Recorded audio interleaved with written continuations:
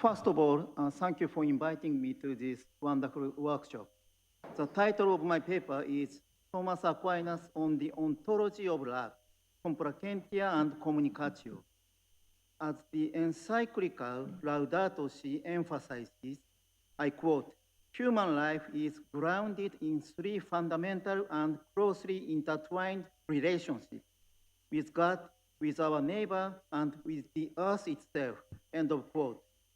But our situation today shows that, I quote, these three vital relationships have been broken both outwardly and within us, end of quote. This paper is an attempt to find a clue to cure such situation of divisions and disconnections based on the ontological theory of love in Aquinas. Section 1, the definition of love as complacentia boni. According to Aquinas, love is not only a distant cause of pleasure, but also is pleasure itself in a certain way. Even if I cannot get something I love, or even if I cannot marry someone I love, the experience of love itself gives me some pleasure. If there were nothing in this world which gives me some agreeable impression, how desolate this world would be. The fact itself that I can feel some agreeableness to some object gives me pleasure, even if I cannot acquire those objects. Aquinas captured such experience of love as pleasure by the definition of love as complacentia boni. The word complacentia derives from the verb complaceo, which is an intensive form of placeo, to be pleasing. Accordingly, even before we desire something and acquire it so that we get some pleasure, we have a kind of pleasure by the mere fact that we love something or someone. It gives us the feeling that we are well tuned to this world. What is interesting about the theory of complacentia in Aquinas is the fact that complacentia is engendered in human heart passively. I quote, the appetible object, appetibile, gives the appetite first a certain adaptation to itself, which consists in complacency in that object. End of quote. I am not the subject of adaptation. Rather, the appetible object gives me the adaptation. The world itself is structured as giving adaptatio and complacentia to human beings. The importance of the passive aspect of complacentia can be elucidated by examining the theory of unio in Aquinas. Section 2, love and union, two kinds of unio. When we are moved deeply by the attractiveness of the objects around us, our heart becomes resonant with them and have the emotion of love. According to Aquinas, love causes union, unio.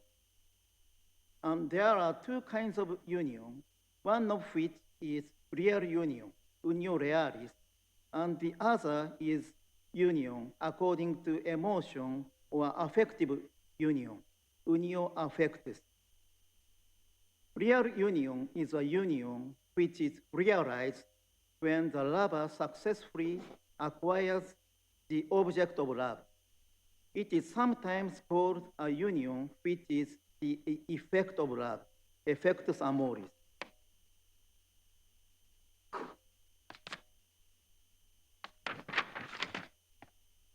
Affective union, on the other hand, is a union which is already realized even before real union is realized.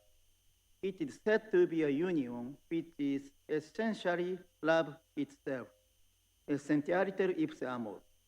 Aquinas states, I quote, when someone loves something, a certain impression results, so to speak, of the thing loved in the affection of the lover, by reason of which the object loved is said to be in the lover. End of quote. When we are impressed by the attractiveness of someone or something and entertain the emotion of love, the loved object enters so deeply into our heart that we cannot think about ourselves separately from the loved object. The term impression captures such a characteristic of the radical passivity of our experience of love exquisitely.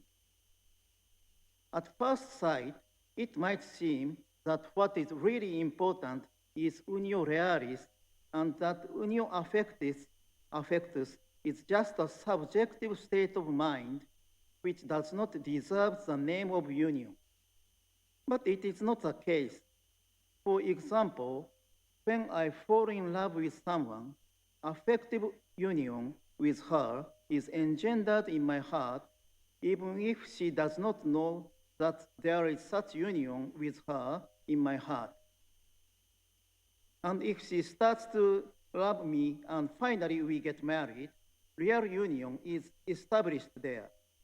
But if I have lost the emotion of love toward her for some reason, such a real union of love does not have much meaning for me. Only when affective union is alive, real union keeps its identity. Thus, affective union is not just a preliminary stage which is replaced by real union. Rather, affective union is the persisting core which gives meaning to the whole process of love, including real union.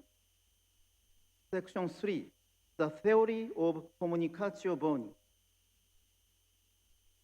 When faced with various divisions and disconnections in the contemporary world, we tend to think that what is important is to rebuild various connections by acquiring unio realis with God, with our neighbor, and with the earth itself. But what is more important is to recover the sense of unio affectus or complacentia with every being around us, which gives substantial meaning to unio realis. No matter how much effort we put in, without a solid foundation of unio affectus, it would be impossible to build firm relationships with various beings. But how can we recover the sense of unio affectus with this world? The clue to this question is found in the theory of communicatio boni in Aquinas. He states, I quote, God brought things into being in order that his goodness might be communicated to creatures and be represented by them.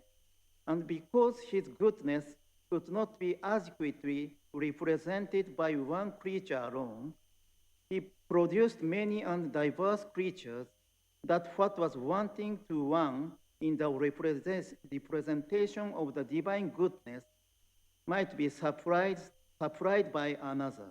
End of quote. The encyclical Laudato Si cites this passage of Aquinas and mentions that, I quote, the universe as a whole, in all its manifold relationships, shows forth the inexhaustible riches of God. We understand better the importance and meaning of each creature if we contemplate it within the entirety of God's plan. End of quote. Each creature exists as a communication of the goodness of God, and the whole texture of the universe, woven by the relationship of diverse creatures, is very good, as is stated in the book of Genesis. However wounded the world as it is may be by divisions and disconnections, the theory of communicatio boni provides us with a fundamental insight that at its core, the world is very good and woven together by harmonious relationship. In Thomas' view, the subject of communicatio boni is not solely God. Creatures, and especially human beings, are also regarded as the subjects of communicatio boni. He states, I quote, "Doing good to another can give pleasure in respect of a threefold principle.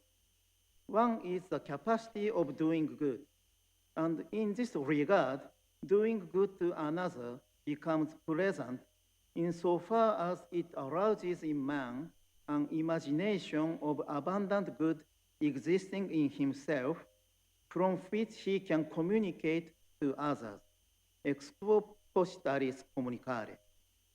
Wherefore, men take pleasure in their children and in their own works as things to which they communicate their own good.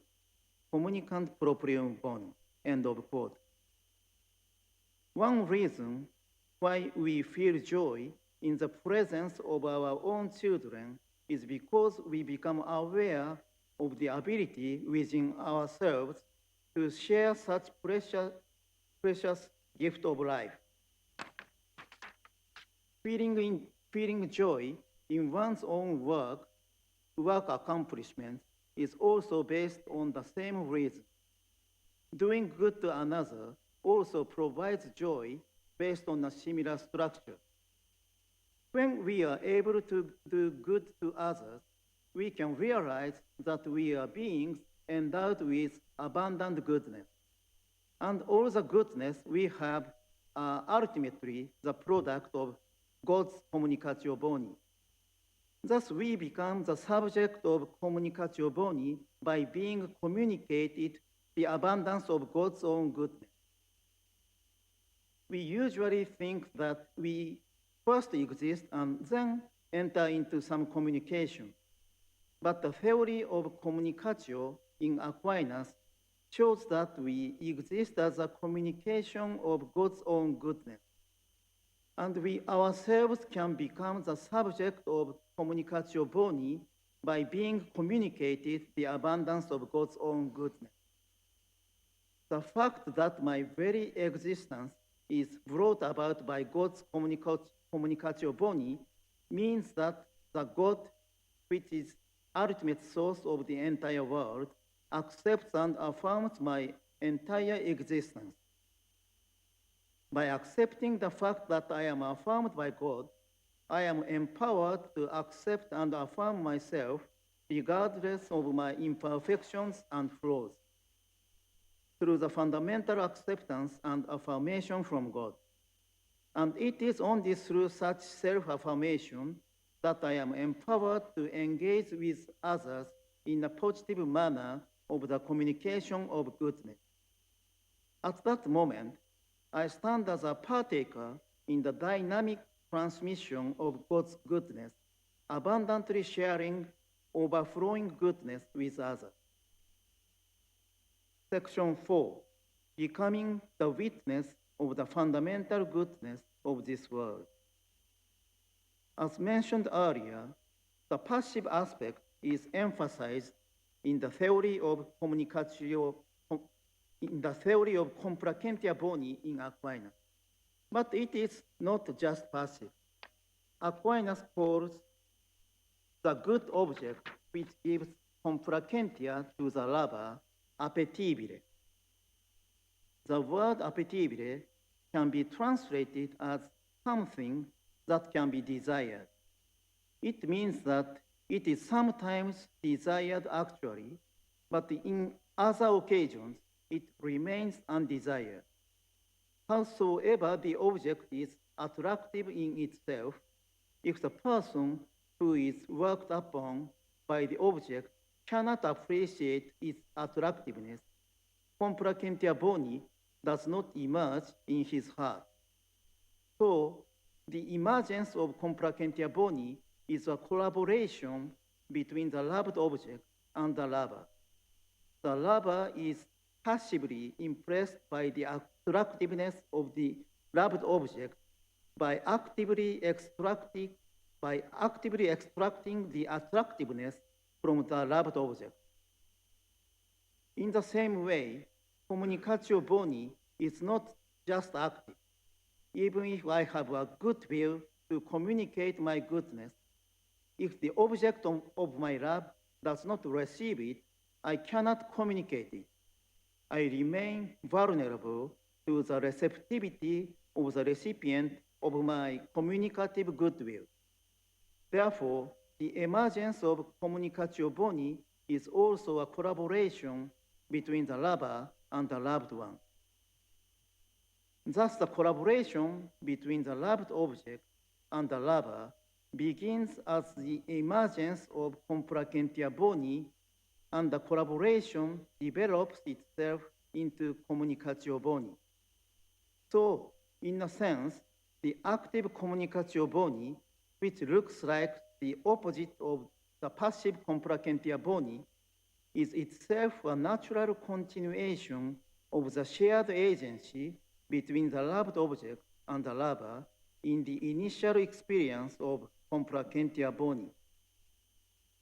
There is an inherent driving force within the positive experience of love itself to deepen it further. In this way, in the exquisite interaction that is neither solely passive nor purely active, the human heart can discern various beings within this world with which it can resonate. Through the accumulation of positive experiences of resonance, the power itself to affirm and resonate matures. We become aware of the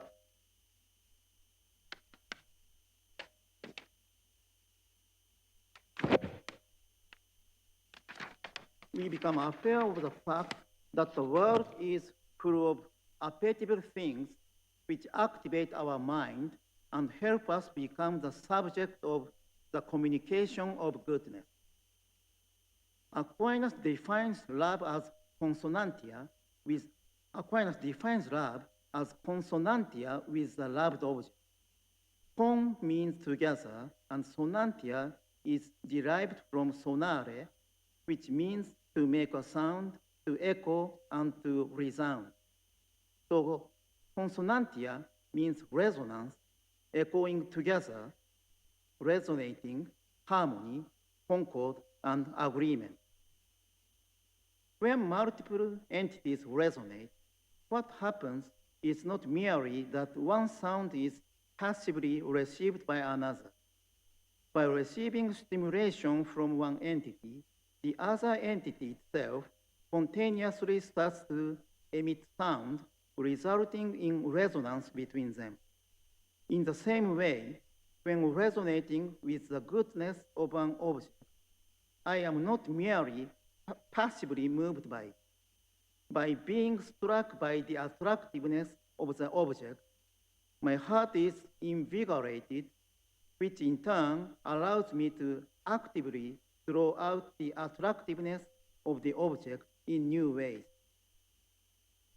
While surrounded by various evils that threaten our lives, things or events that do not resonate with our hearts, we can continue to rebuild the relationship between ourselves and the world flexibly without completely succumbing to those evils. This is because at the core of our existence, there already exists a fundamental resonance, consonantia, towards this world. The fact that this world is not just a chaotic jumble of miscellaneous things, people, and events, but rather contains various appealing elements that evoke resonance within the human heart can be considered as a fundamental blessing bestowed upon us. By becoming the subject of complacentia boni and communicatio boni, we can become the witness of the fundamental goodness of this world. The philosophy of affirmation expounded in this paper has emerged from a profound resonance with the text of Aquinas. It is not just an abstract theory. The positive experience of affirmation and resonance itself awakens the next experience of affirmation and resonance. By reinterpreting this experience philosophically, we can guide it further towards a positive direction in collaboration with others. In the contemporary world, characterized by various divisions and disconnections, Aquinas' theory of love provides a fundamental vision of reconciliation and a key to restructuring and rebuilding connections, which is essential for human existence. Thank you very much.